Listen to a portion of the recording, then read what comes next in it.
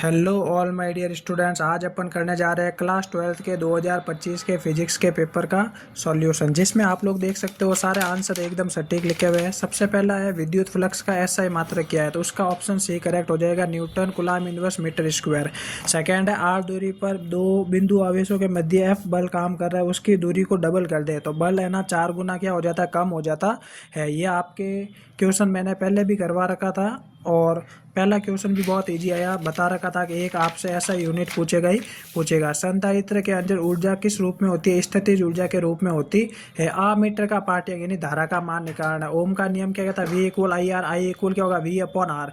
यहाँ पर जो प्रतिरोध है वो 5 ओम है और वोल्टेज 2 है, तो वी कितना है 2 और प्रतिरोध है 5, तो 2/5 एम्पियर, यानी ऑप्शन बी क्या हो जाएगा, करेक्ट हो जाएगा। फिर देखिए पांचवा सवाल, जो फिक्स सवाल है ये ऐसा सवाल हर बार आता है, या तो लंबवत या समांतर। तो समांतर का आ गया था, समांतर के लिए थीटा 0 और साइन 0 का मान 0, तो यहाँ पे जो ऑप्शन ए होगा वो आपके क्या हो जाएगा, करेक्ट हो जाएगा। उसके बाद यहाँ पर ये चुंबकीय आघूर्ण वाला द्विध्रुव थीटा कोण पर है, तो स्थितिज ऊर्जा minus M B cos theta होगा। ये सवाल भी फिक्स क्वेश्चन है, फॉर्मूला बेस्ड सवाल है, इजी आया पेपर आज बहुत ज़्यादा आगे के क्वेश्चन के हिसाब से। बाकी बीच में थोड़ा लेंथी हो गया था। एक प्रत्यावर्ती धारा जनरेटर क्या करता है, यांत्रिक ऊर्जा को विद्युत ऊर्जा में बदलता है। उसके बाद यहाँ पर आपको क्या करना है, वोल्ट था, वी एम बराबर root V R square plus V C minus V L होगा। तो इसको सॉल्व करेंगे तो आपके पास रूट 100 यानी 10 वोल्ट आंसर आ जाएगा, जिसका सॉल्यूशन मैंने आपको यहाँ पर दे रखा है। अपन अननेसेसरी टाइम बर्बाद नहीं करेंगे, उस हिसाब से मैं थोड़ा आंसर क्या कर रहा हूँ, तेज बता रहा हूँ। अब उसके बाद लेंज का नियम क्या होता है, ऊर्जा संरक्षण। ये तो बहुत वहां आ रखा है बोर्ड में,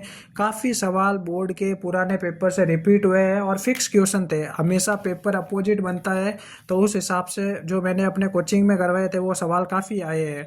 तो जो आपके ये है सूक्ष्म तरंगों का है, उसके बाद फोकस दूरी 1/f equal 1/f1 plus 1/f2 होता है। तो इसको एलसीएम लेके सॉल्व करता है तो एफ का मान ये आएगा, द ऑप्शन करेक्ट होगा। पेपर था इजी लेकिन लेंथी बना दिया, यानी उसमें काम ज़्यादा करने को बोल दिया। अनुप्रस्थ जो प्रकृति होती है वो ध्रुवण की होती है, 18 में से 8 गए तो 10 वोल्ट आएगा। हाइड्रोजन के लिए -13, तो इसका अपोजिट कर दो, +13.6 इलेक्ट्रॉन वोल्ट। ये फिक्स क्वेश्चन है, हर बार आते हैं, अगले साल भी एज इट इज क्वेश्चन आएंगे। ये बोर का क्या होता है, NH/2π कौन ये सवेग होता है, सबको पता है।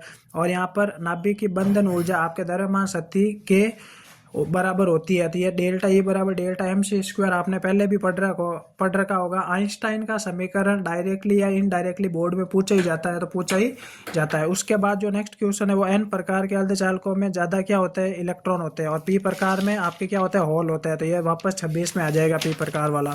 अब उसके बाद ये भी बहुत ईजी क्वेश्चन है, छोटे बच्चों के लाइक का है। शून्य ताप पर आपके अर्धचालक हमेशा कुचालक होते हैं, और ताप मिलने पर वो चालकों की भांति व्यवहार करना स्टार्ट हो जाते हैं। जैसे जैसे तापमान बढ़ाता है तो अर्धचालकों की चालकता का मान भी क्या होता है, बढ़ता जाता है। नेक्स्ट जो है आपके विद्युत द्विध्रुव के कारण उसके अक्ष पर जो विद्युत क्षेत्र की तीव्रता होती है दूरी के घन के व्युत्क्रमानुपाती होती है, क्योंकि KQ/R³ क्या होता है, फॉर्मूला होता है। गतिशीलता वाला वापस रिपीट हो गया, 2024 में आ रखा है या 2023 में ही आ रखा है। ये सवाल एज इट इज मैंने अपने प्री बोर्ड के पेपर में भी डाले थे। गैल्वेनोमीटर को आमीटर में डालने के लिए समांतर क्रम में शंट लगाते हैं, तो ऐसा क्वेश्चन मैंने भी डाला था। अब उसके बाद अणुचुंबकीय पदार्थों की जो चुंबकीय प्रवृत्ति वो 0.1 के आसपास यानी कम और धनात्मक होती है। उसके बाद यहाँ पर प्रेरित विद्युत वाहक वह सबको पता है d∅/dt यानी फ्लक्स में परिवर्तन की दर के क्या होता है, बराबर होता है। और शुद्ध प्रेरक तो और इसका जो प्रत्यावर्ती धारा के मध्य वोल्टा में कला कौन होता है, π/2 होता है। ये याद रखने वाला था। सोडियम लैंप पर प्रकाश का पोलराइड शीर्ष से पारित होता है, तो इसकी तीव्रता आधी हो जाती है।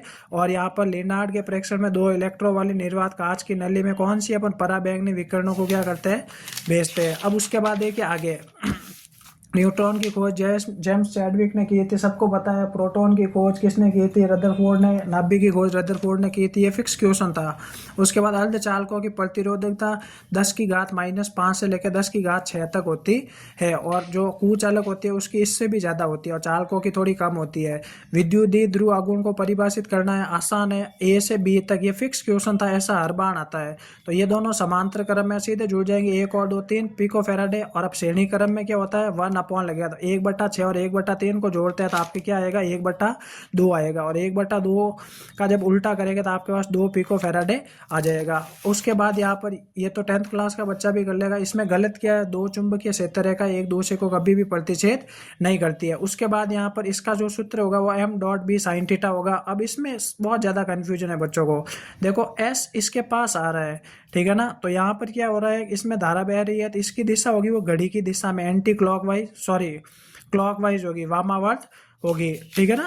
आई बात समझ में। अब उसके बाद अपन लोग आगे बात करते हैं जो आपके एकल झिरी का जो चित्र बनाना है वो इजी क्वेश्चन था, कल ही बच्चों को बताया था। और मॉडल की एक कमी कुछ भी लिख दो आप लोग, नाभिकीय संलयन बहुत आसान है, पीएन संधि का सिर्फ चित्र आया है, और अपवर्तन के लिए स्नेल का नियम sine I equal sine R, दोनों का अनुपात क्या होता है, कांस्टेंट होता है, जिसको क्या कहते हैं अपवर्तनांक कहते हैं। सेक्शन जो डेड नंबर वाले क्वेश्चन है उसमें थोड़ा प्रॉब्लम क्रिएट की गई है, आई थिंक है ना, 2 या 3 नंबर आपके बोनस भी हो सकते हैं इस पेपर में। डेड एक नंबर के 1-2 क्वेश्चन है वो बहुत ज़्यादा मतलब आउट ऑफ हो गए हैं।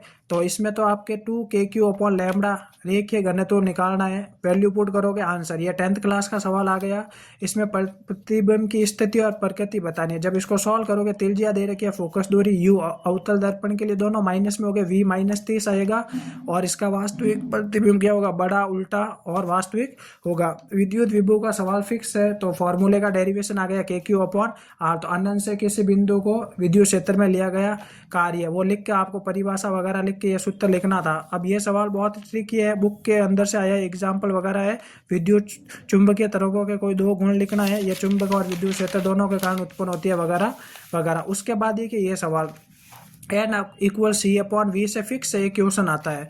लैम्बडा दे रखा है लेकिन आपको अपवर्तनांक दे रखा है, तो प्रकाश की चाल सबको पता है, भाग दोगे तो यह आंसर आपके पास आ जाएगा। हाइगेंस का तो एक ही उस चैप्टर के अंदर ही एक ही है, या तो तरंगाग्र या हाइगेंस वाला, तो नेक्स्ट ईयर आपके तरंगाग्र वाला आ जाएगा। उसके बाद परमाणु मॉडल, ये थोड़ा सा कंफ्यूजिंग वाला आ गया है, ठीक है ना। परमाणु के अंदर बोर मॉडल का आपके बुक के अंदर है, रदरफोर्ड आपके आ चुका है, मैंने भी इसको अंडरलाइन करके गोला किया। आई थिंक ये डेढ़ नंबर सबके क्या हो जाएगी, बोनस हो जाएगी। उसके बाद नाभिकीय बल आसान है, और इसका ग्राफ बनाना जो ऐसे लेके ऐसे थोड़ा थोड़ा होगा फिर ऐसा होगा, इसके लिए सबसे ज़्यादा लोहे का होता है। देखो ऊर्जा बैंड के आधार पर विद्युत रोधी एवं अर्धचालकों पदार्थों को समझे। विद्युत रोधी के कुचालक और अर्धचालक आपको पता ही है, पिछले साल 3 नंबर में आया था, इस बार डेढ़ में आ गया। अब व्हाइट स्टोन सेतु गैल्वेनोमीटर फिक्स सवाल है, 5-5 6 बार टेस्ट ले रखा था, फिक्स सवाल एज इट इज रिपीट हो गए।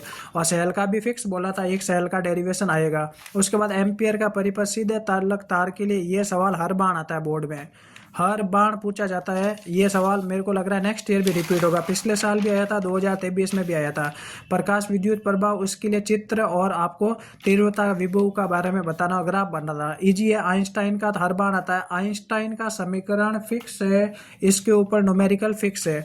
उसके बाद ज़्यादा इजी आपके अनुनाद वाला आया है, एलसीआर वाला, तो हर बच्चा इस तरफ गया होगा, लेकिन पहला वाला भी इजी है क्योंकि हर बच्चा चैप्टर के स्टार्टिंग वाले डेरिवेशन इजी से याद कर लेता है, फेजर आरेख वगैरह वगैरह। और उसके बाद ये सवाल फिक्स है, कल ही आपको रिवीजन में भी करवाया गया था बच्चों को और कोचिंग के अंदर। और उसके बाद है ना, ये 10वीं क्लास में भी बच्चों को समझा दिया जाता है। बाकी लेंस की क्षमता और संयुक्त सूक्ष्मदर्शी का आवर्धन भी किया था, ज़्यादा इजी था। तो मेरे हिसाब से पेपर भारी नहीं था, लेकिन ट्रिकी जरूर था। ट्रिक के साथ साथ थोड़ा सॉल्व करने वाला पेपर भी था। इस हिसाब से बच्चों को लिए क्या हो गया, ये पेपर थोड़ा लेंदी बन गया, और इस वजह से काफ़ी बच्चों के 7-7 8-8 नंबर बहुत ईजी तरीके से कट रहे हैं।